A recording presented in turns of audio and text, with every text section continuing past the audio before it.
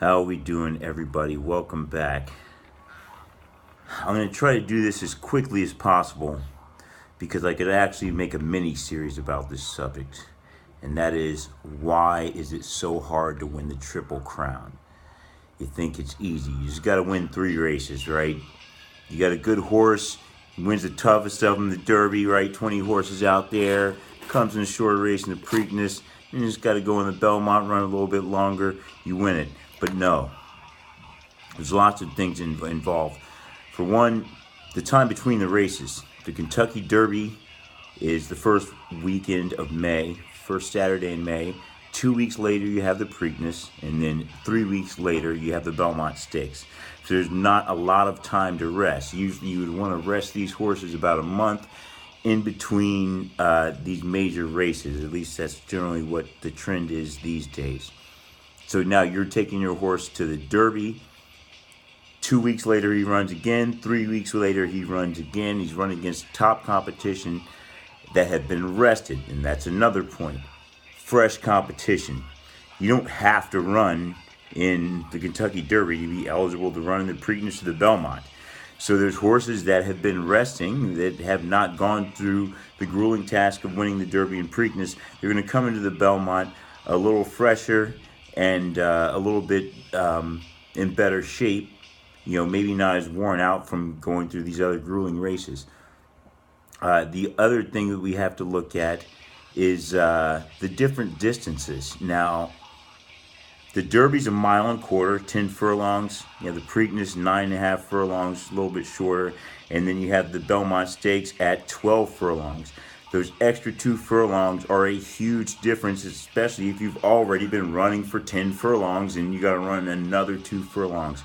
That makes a big difference. Some horses are bred well enough to do that. Other ones can't handle it so well. So the Preakness, same thing.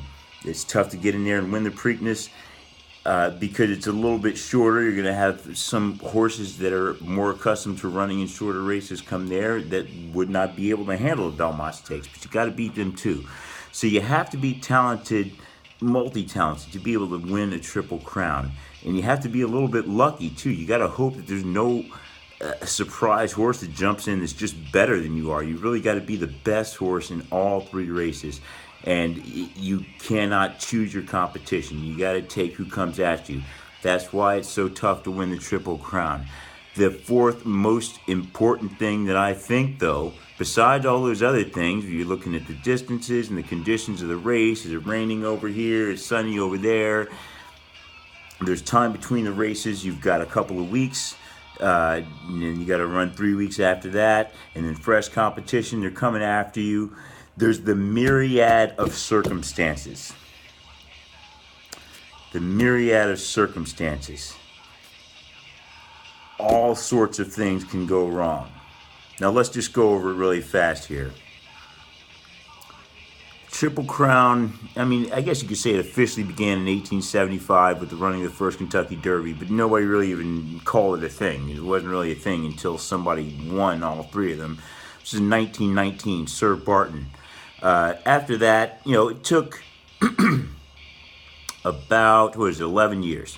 11 years later, Gallant Fox does it again. I don't even think they really recognized it until a couple years later. They said, well, hey, if you can win these 3 races, then you're pretty good. I mean, because they had the distances were different and the times were different back then. But, you know, people figured that out. We're going to call this the Triple Crown. So then in 1935, 5 years later, you know, Omaha does it. You know, in 1937, War Admiral, 1941, Whirlaway, 43, Count Fleet, 46, Assault, 48, Citation. And then something happened. 25 years went by before another horse won the Triple Crown. 25 years. I'm not going to go over the near misses in and out of that. There were 10 horses that won the first 2. Couldn't get it done in the Belmont. 10. So at that point, there were, 2, 4, 6, 8 to win it. 10 that couldn't get it done. So there's more that win these first 2 and fail than the ones that get it done. You know, which is expected. But 25 years is a long time.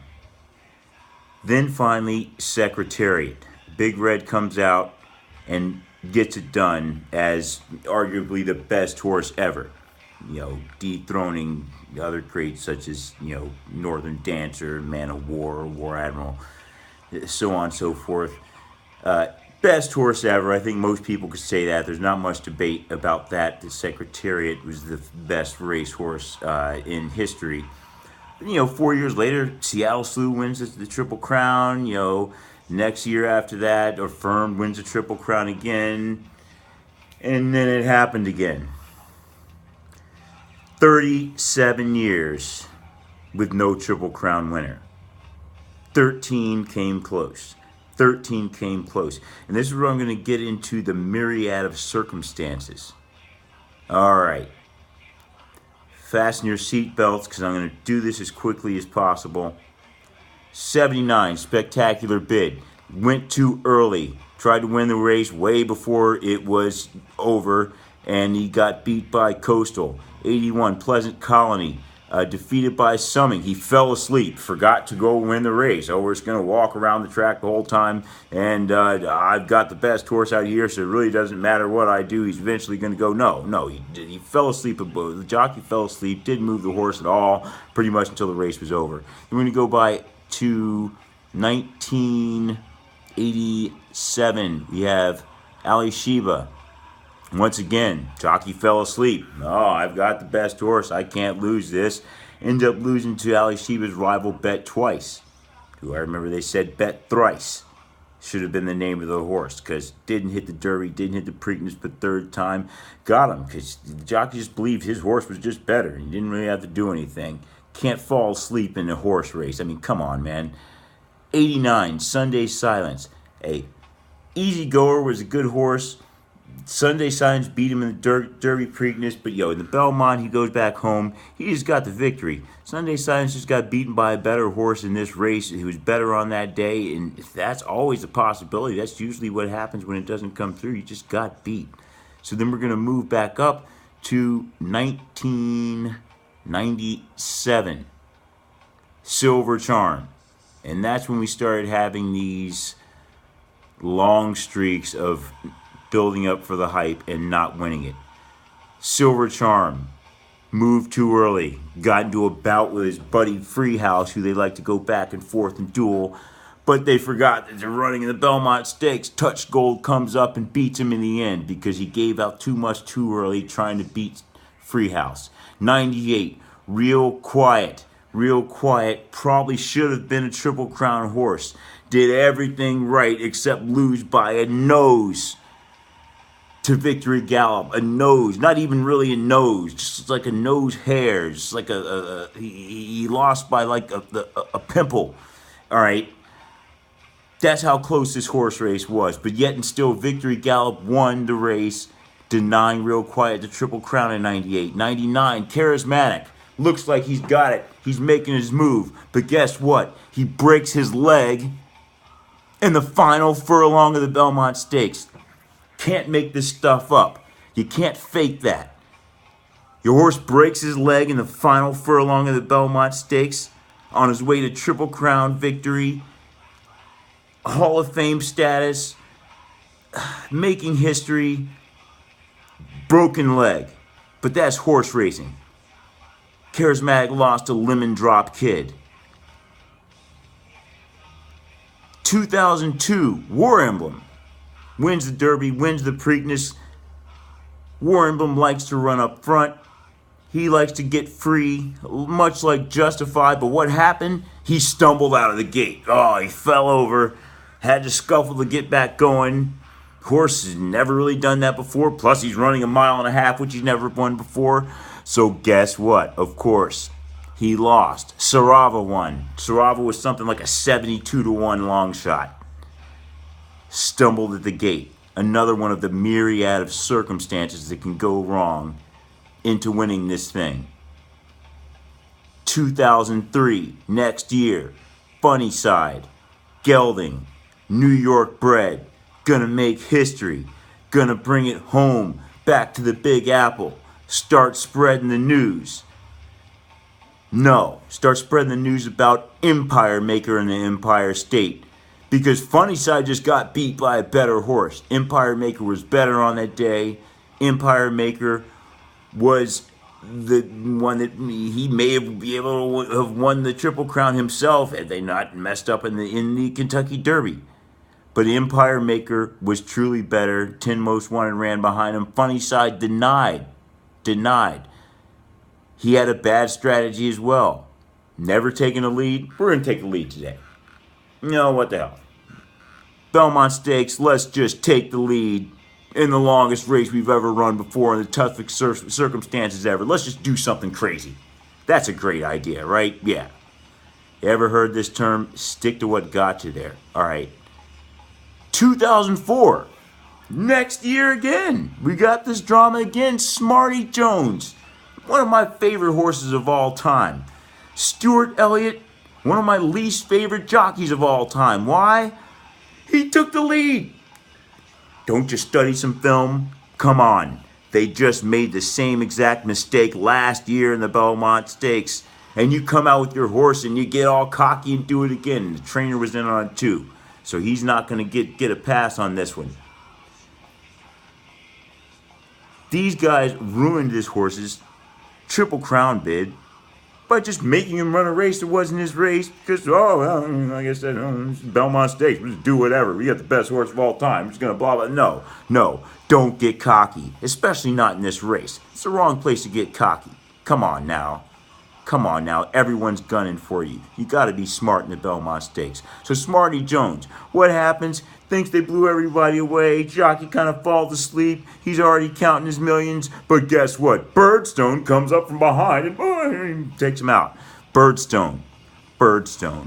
I said that probably 1,000 times after that race. Birdstone. But at any rate, I don't want to dwell on that because we got to move on. 2004. Big Brown. I remember they said, Big Brown, he can't lose. Big Brown's going to win. He's won the Derby. Big Brown, he's great. Big, tall, long, lanky horse. Big Brown, he's long strides. No one can stop Belmont. He's made for the Belmont. Made to win this Belmont. However, his shoe fell off during the race. He lost a shoe because of some stupid decision that somebody on the training staff decided to make about shoes. We're going to go into the Belmont Stakes.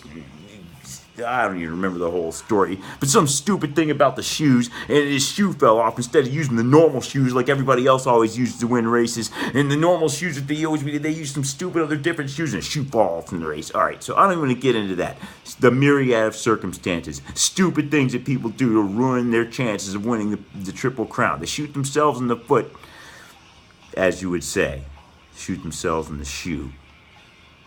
2012. I'll have another.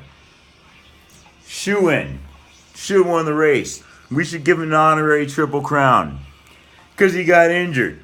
Scratched. Never got the run. Union Rags wins that race. In a slow, boring, trotting race, which nobody really wanted to win. They didn't really care. I'll have another easily would have won that race. He was injured though. Injury, another one of the myriad of circumstances. And then there's 2014, California Chrome. Guess what? He just got beat by a better horse. Tonalist won the Peter Pan. He was familiar with the track. He was faster than California Chrome, and he beat him. And that's just what happens. Sometimes you're just not going to win that race. There's questions about the strategy. Once again, they kept him behind horses, and we're not going to take the lead like we normally do. We're going to change the strategy going into the Belmont Stakes because that's, hey, let's change it up. What do you think? Yeah, I don't get it. But that's what happens. That's why it's so hard to win the Triple Crown. Not to mention all the other things you have. You have horses like Swale, lost the Preakness, won the Belmont, won the Derby, lost in the Preakness. Risen Star, lost the Derby, won the other two. You got Hansel, 91, lost the Derby, wins the next two. Thunder Gulch, lost the Preakness. Point Given, lost the Derby. They mess up one of these races at some point, and it's usually something that they knew was wrong. You had a bad jockey on the horse. You had a bad strategy. You did something wrong. You went out of your game plan. Now, sometimes you just get beat, but a lot of times they beat themselves. Even the great Man of War, who won the Preakness and won the Belmont, didn't win the Kentucky Derby. And that's why Man of War is maybe one of the most famous horses of all time, is not a Triple Crown winner, and these other horses are. To bring that all at 2015, American Pharoah. They did everything the same way every time. They were consistent. They didn't try to put their horse through some crazy circumstances. They didn't have a crazy strategy. They allowed the horse to be himself and finally break the 37-year wait for a Triple Crown victory. So it's not that easy. It's not going to be that easy for Justify. There's all these things that can go wrong. He can break a leg. He can lose a shoe. And we didn't even get into things like jockeys falling off of horses, other horses deciding to just box him in and just create hell for him on the racetrack just to see what happens because they think that's their only chance to win. All kinds of crazy things can happen. And that is horse racing. So that is why it's so hard to win the Triple Crown. So do not be surprised if Justify does not come home with the crown. Don't be surprised. The odds are actually against him. The odds are against him. He's 4-5. He looks like the favorite, but history is against him. History is against him. Always keep that in mind. Thank you for watching. Thank you for subscribing. We have picks coming up. And we're going to do some pace handicapping coming up soon. But this was an important video. I wanted to get this one done because it is not easy to win a Triple Crown. It is not easy to win the Belmont Stakes. Do not think that this is a shoo-in for Justify, because it's not. Thank you very much. See you on the next video.